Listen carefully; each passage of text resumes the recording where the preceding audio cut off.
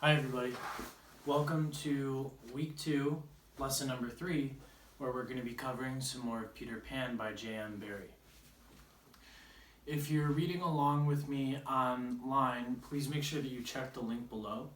In that link you can just click it, it'll take you automatically to a page that has the book on it. No download required, it's right in your browser. It's like a free online library, and that's what I'm using as well to read the book. So again, you can just find the link below. Pause the video if you need to, click that link, and you'll be good to go. Now, last we left off in Peter Pan, let's see.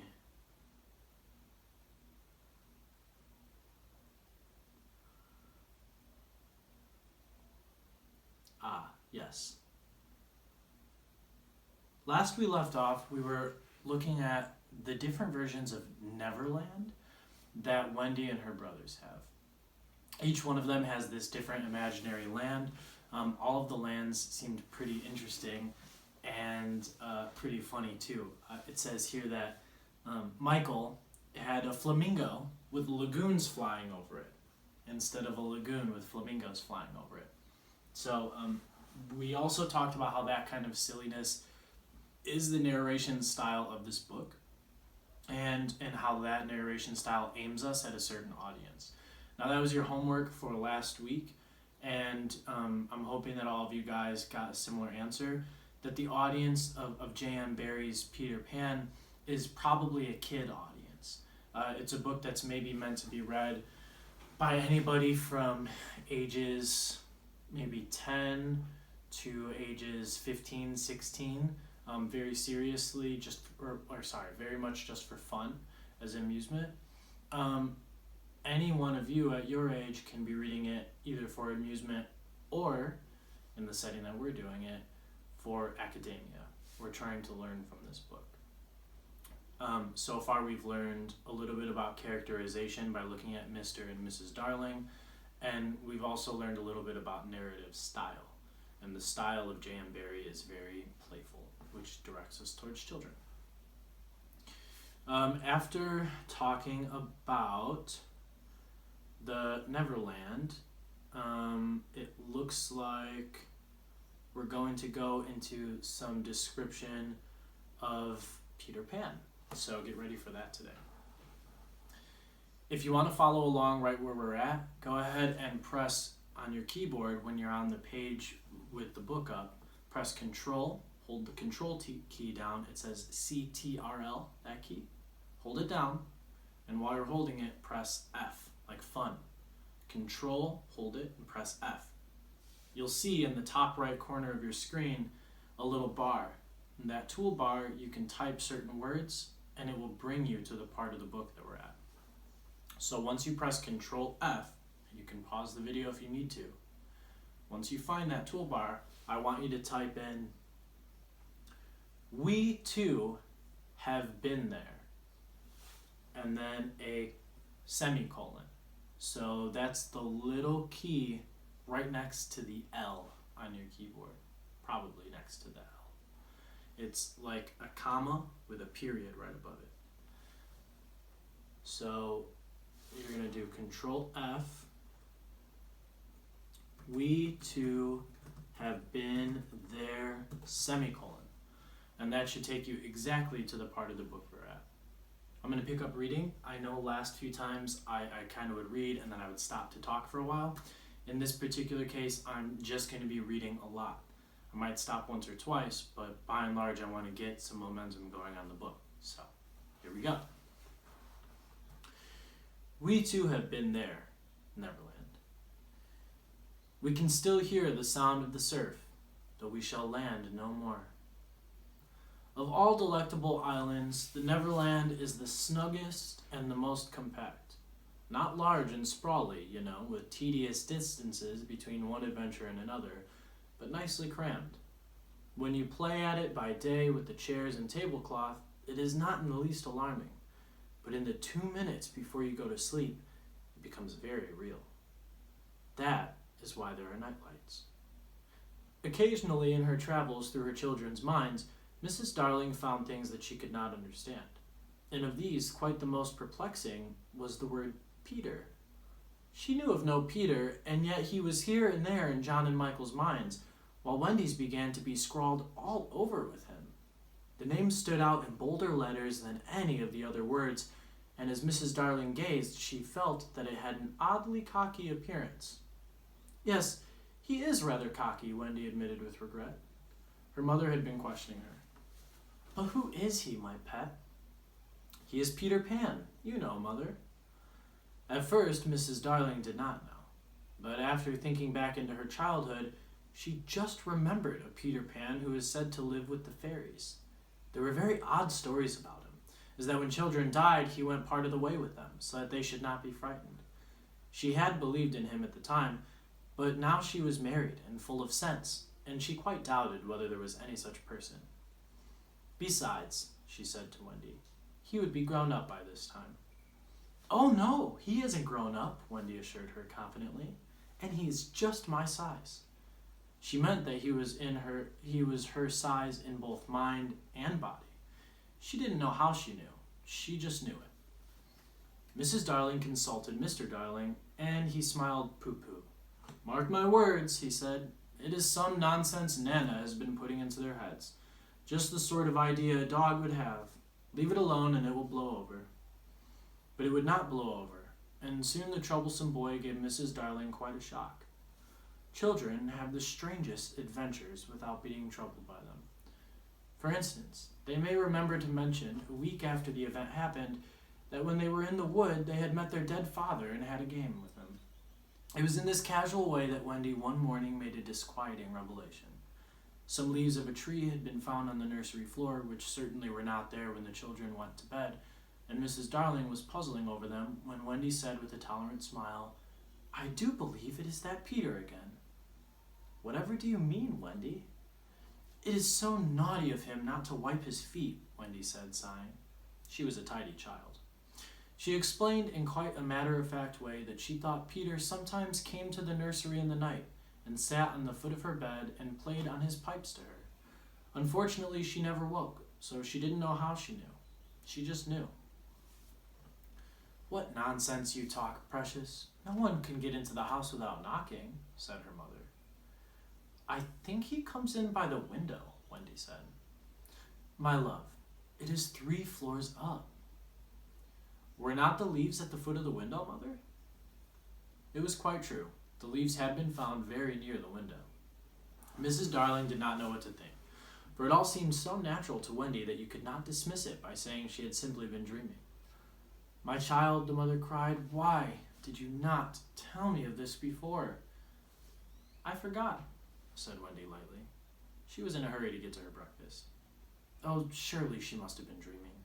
But, on the other hand, there were the leaves. Mrs. Darling examined them very carefully. They were skeleton leaves, but she was sure they did not come from any tree that grew in England. She crawled about the floor, peering at it with a candle for marks of a strange foot. She rattled the poker up the chimney and tapped the walls. She let down a tape from the window to the pavement, and it was a sheer drop of 30 feet, without so much as a spout to climb up by. Certainly, Wendy had been dreaming. But Wendy had not been dreaming, as the very next night showed, the night on which the extraordinary adventures of these children may be said to have begun. On the night we speak of, all the children were once more in bed. It happened to be Nana's evening off, and Mrs. Darling had bathed them and sung to them till one by one they had let go her hand and slid away into the land of sleep. All were looking so safe and cozy that she smiled at her fears now and sat tranquilly by the fire to sew. It was something for Michael, who on his birthday was getting into shirts. The fire was warm, however, and the nursery dimly lit by the 3 night lights, and presently the sewing lay on Mrs. Darling's lap. Then her head nodded, oh so gracefully, and she was asleep. Look at the 4 of them, Wendy and Michael over there, John right here, and Mrs. Darling by the fire. There should have been a 4th nightlight.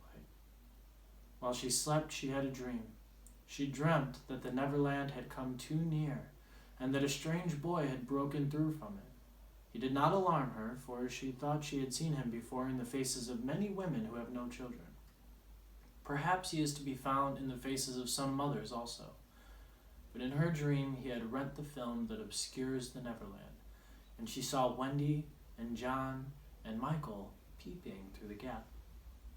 The dream by itself would have been a trifle, but while she was dreaming, the window of the nursery blew open, and a boy did drop on the floor. He was accompanied by a strange light, no bigger than your fist, which darted about the room like a living thing, and I think it must have been this light that wakened Mrs. Darling. She started up with a cry and saw the boy, and somehow she knew at once that he was Peter Pan. If you or I or Wendy had been there, we should have seen that he was very like Mrs. Darling's kiss. He was a lovely boy, clad in skeleton leaves and the juices that ooze out of trees, but the most entrancing thing about him was that he had all his first teeth. When he saw she was a grown-up, he gnashed the little pearls at her. And that's the end of chapter 1. The introduction, as it were, of Peter Pan. We've seen Mrs. Darling look through the minds of her children, very mystical. We've seen Mrs. Darling doubt her children a little bit about Neverland, but dimly remember hearing stories of Peter Pan with the fairies. And now we've seen Mrs. Darling fall asleep with the children and wake up to Peter, and I'm sure you can assume who the little light is that's following him around. We're going to read for a few more minutes into chapter 2, called The Shadow, and then we're going to stop and I'll talk about a homework assignment. Chapter 2. Mrs. Darling screamed, and as if in answer to a bell, the door opened, and Nana entered, returned from her evening out. She growled and sprang at the boy, who leapt lightly through the window.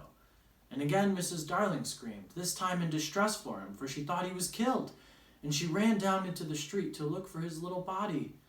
But it was not there, and she looked up, and in the black night she could see nothing but what she thought was a shooting star. She returned to the nursery and found Nana with something in her mouth, which proved to be the boy's shadow. As he leapt at the window, Nana had closed it quickly, too late to catch him, but his shadow had not had time to get out. Slam went the window, and snapped it right off. You may be sure Mrs. Darling examined the shadow carefully, but it was quite the ordinary kind. Nana had no doubt of what was the best thing to do with the shadow. She hung it out at the window, meaning, he is sure to come back for it. Let us put it where he can get it easily without disturbing the children. But unfortunately, Mrs. Darling could not leave it hanging out at the window. It looked so like the washing and lowered the whole tone of the house.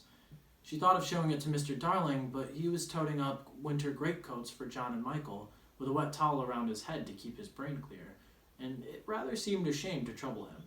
Besides, she knew exactly what he would say. It all comes of having a dog for a nurse. She decided instead to roll the shadow up and put it away carefully in a drawer until a fitting opportunity came for telling her husband. Ah me, the opportunity came a week later, and that never-to-be-forgotten Friday. Of course, it's always a Friday. I ought to have been specially careful on a Friday, she used to say afterwards to her husband, while perhaps Nana was on the other side of her holding her hand. No, no, Mr. Darling always said. I am responsible for it all. I, George Darling, did it. Mea culpa, mea culpa. He had had a classical education. They sat thus night after night, recalling that fatal Friday, till every detail of it was stamped on their brains and came through on the other side like the faces of a bad coinage. If only I had not accepted that invitation to dine at 27, Mrs. Darling said. If only I had not poured my medicine into Nana's bowl, said Mr. Darling. If only I had pretended to like the medicine, was what Nana's wet eyes said. My liking for parties, George. My fatal gift of humor, dearest. My touchiness about trifles, dear master and mistress. Then one or more of them would break down altogether. Nana at the thought, it's true, they ought not to have a dog for the nurse. Many a time it was Mr. Darling who put the handkerchief to Nana's eyes. That fiend, Mr. Darling would cry, and Nana's bark was the echo of it. But Mrs. Darling never upbraided Peter. There was something in the right-hand corner of her mouth that wanted her not to call Peter names. They would sit there in the empty nursery, recalling fondly every smallest detail of that dreadful evening. It had begun so uneventfully, so precisely like 100 other evenings, with Nana putting on the water for Michael's bath and carrying him to it on her back. We're gonna pause there, okay? We've definitely built up momentum. I'm excited to see what happened in this evening. And in fact, I would love for that to be the homework this week.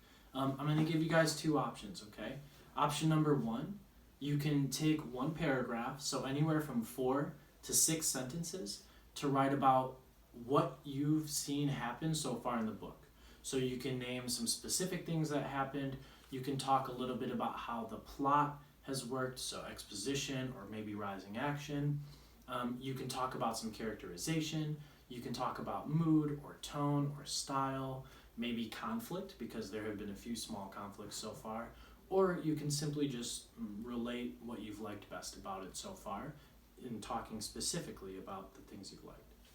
So that's option one, and it's very open, okay? For you to just essentially recap what's happened, maybe in a literary sense, or maybe just to let me know how you like it. Option number two is going to be for you to guess what happened on the dreadful evening that they're alluding to. Don't read ahead. Don't read ahead until after you've done the assignment. Maybe give it a write, give it your best guess, and then after that you can read and maybe see if you were correct. Okay, so that's the homework for this week, and that's the reading. There will be another video up on Thursday morning. And if you have any questions or comments about today's video, I would love if you guys would come join me in my Zoom office hours every Monday, Wednesday, and Friday from 8:30 to 9 a.m. I'm really looking forward to seeing you guys there, okay? See you on Thursday.